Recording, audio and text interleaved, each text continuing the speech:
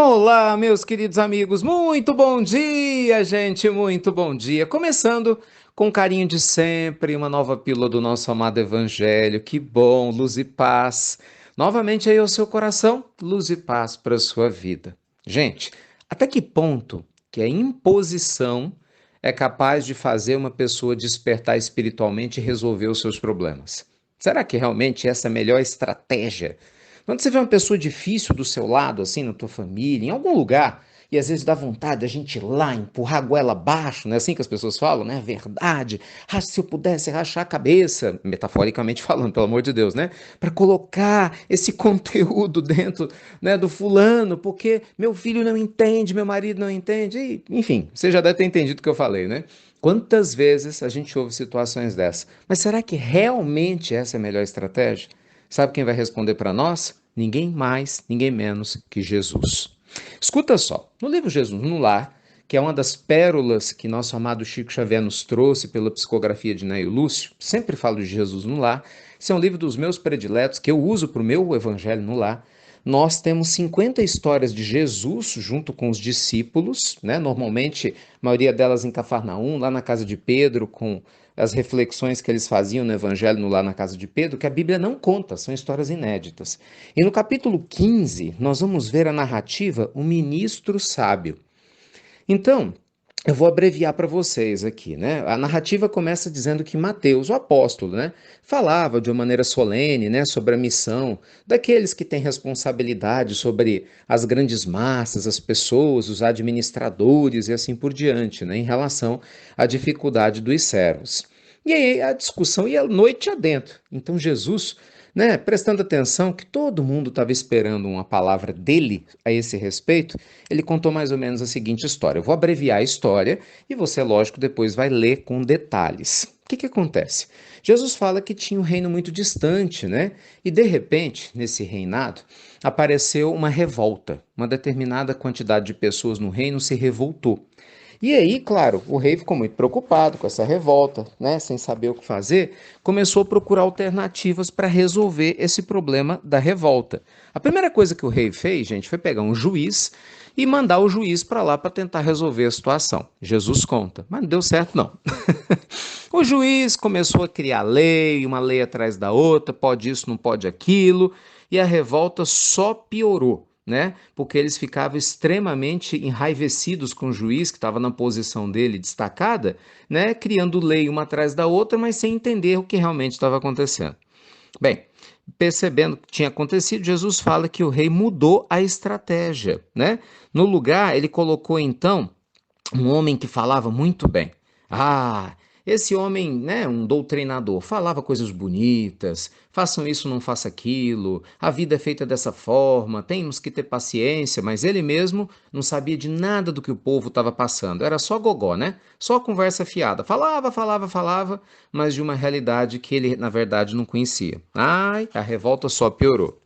Aí o rei, percebendo que realmente a situação estava complicada, ele acabou o quê? Pedindo para que um general célebre tomasse atitude drástica para acabar com a revolta. Aí é que piorou mesmo. O general quis brigar com todo mundo, criar uma guerra, aí então o pessoal aumentou ainda mais o nível de raiva, começou a criar briga, porque você sabe, né? Briga gera mais briga que gera mais briga. E aí o rei já estava desolado, sem saber o que fazer, quando de repente ele teve uma ideia. Ele colocou um sábio, um homem santo, né, para poder cuidar dessa situação. Ao contrário dos outros, Jesus conta que a primeira coisa que esse homem santo e sábio fez não foi criar leis, não foi criar, né, situações pode ou não pode da lição de moral. Ele foi até o lugar, porque nenhum dos outros tinha feito isso. Ele foi lá para entender por que o povo estava revoltado. Aí ficou fácil dele entender. O povo estava com fome, não tinha onde morar, as crianças estavam morrendo por causa da peste, né, dos problemas que aconteciam. Imediatamente ele intercedeu junto ao rei. Ele próprio começou a ajudar na construção de casas, começou a organizar as finanças das famílias, a melhorar o processo da lavoura. Em paralelo a isso, ele improvisou escolas, porque ele descobriu que o povo não estudava, começou a escutar as demandas das pessoas, foi mostrando que algumas podiam ser atendidas de imediato, outras não, mas ele contava com o apoio do povo que via, né, a boa vontade dele. Resumo da história: não demorou muito, todas as discórdias do reino tinham desaparecido, Jesus conta, porque a ação concreta do bem tinha eliminado toda desconfiança e toda dureza no coração das pessoas revoltadas. Moral da história, Jesus termina essa fala, né, desse capítulo lindo de Jesus no lar, dizendo o seguinte: o ódio, tô lendo do jeito que está escrito aqui, gente, o ódio pode atear muito incêndio de discórdia no mundo, mas nenhuma teoria da salvação será realmente valiosa sem que haja o justo benefício àqueles a quem a maldade ou a rebelião desequilibraram. Para que o bem possa reinar entre os homens, há de ser uma realidade positiva no campo do mal, tanto quanto a luz terá que surgir pura e viva para expulsar as trevas. Traduzindo, somente o verdadeiro bem é capaz de acabar com o mal.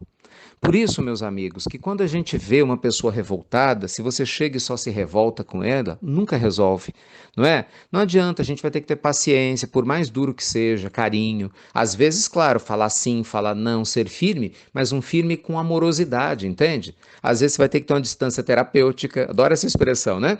Se distancia um pouco de algumas pessoas porque precisa, né? É terapêutica essa distância, mas não pela indiferença, até para que o conflito diminua, para que você enxergue melhor a forma de ajudar, mas você volta a carga, dando o seu conselho, seu auxílio material, se for o caso, ajudando a levar no médico, se for o caso, sabe? O que a gente não pode é achar que a imposição pura e simples, porque eu sou, quem manda aqui sou eu, porque eu sou não sei o que isso vai resolver.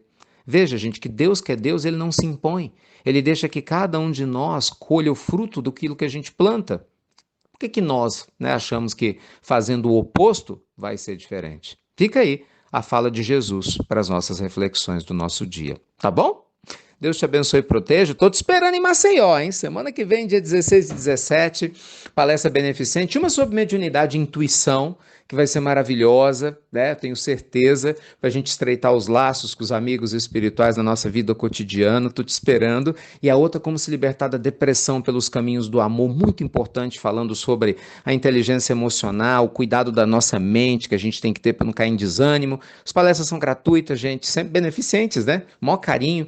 Você se inscreve, lembrando, é Maceió aí, capital das Alagoas, em Nordeste, se inscreva, né? A gente está ampliando o limite de vagas, graças a Deus, né? Como sempre acontece, né? Chegando muita gente.